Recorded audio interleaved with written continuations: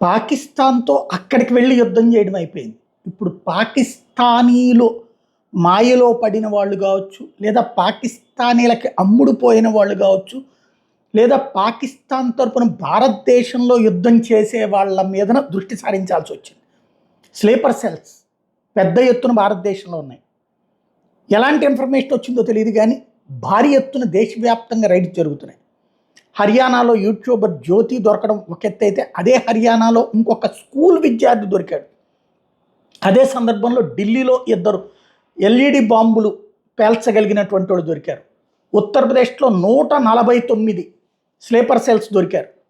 ఓవరాల్గా పాకిస్తాన్ వేసినటువంటి అతిపెద్ద కుట్ర సర్ప్రైజ్ అటాక్తో మిస్ అయింది. పాకిస్తాన్ ప్లాన్ చేసుకున్నది ఏంటంటే, వాళ్ళు ఉగ్రవాదులను ఇక్కడ పంపిస్తారు, మనం యుద్ధానికి ప్రిపేర్ చేసి సైన్యం అంతా సరిహద్దుల్లో ఉంటే కరెక్ట్గా ఆ టైంలో దేశంలో అల్లకల్లోలం చేయాలనుకుంది. దేశంలో ఈ స్లీపర్ సెల్స్ పేలుళ్ళు సృష్టించాలనుకున్నారు, ఎక్కడికక్కడ అరాచకం చేయాలనుకున్నారు.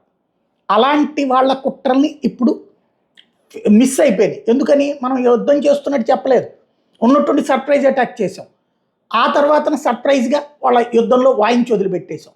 ఆ టైంలో వీళ్ళందరికీ గైడెన్స్ ఇచ్చే, వీళ్ళందరి చేత ఈ యాక్టివిటీ చేయించే సీన్ పాకిస్తాన్కి లేకుండా పోయింది. ముందు వాడే తడబడుతున్నాడు, వాడే షివర్ అవుతున్నాడు, వాడే వణికిపోయి చేస్తున్నాడు. ఆ టైంలో ఇక్కడ వాళ్ళకి కమ్యూనికేట్ చేసే సీన్ ఉండదు. ఇంకోటి, ఆ టైంలో టోటల్ కమ్యూనికేషన్స్ అన్నిటినీ కూడా ఐడెంటిఫికేషన్ చేస్తారు. అట్లాగా పాకిస్తాన్ ఆ టైంలో ఇక్కడోళ్ళకి ఎవరికో ఇంటిమేషన్స్ ఇచ్చినట్టుంది.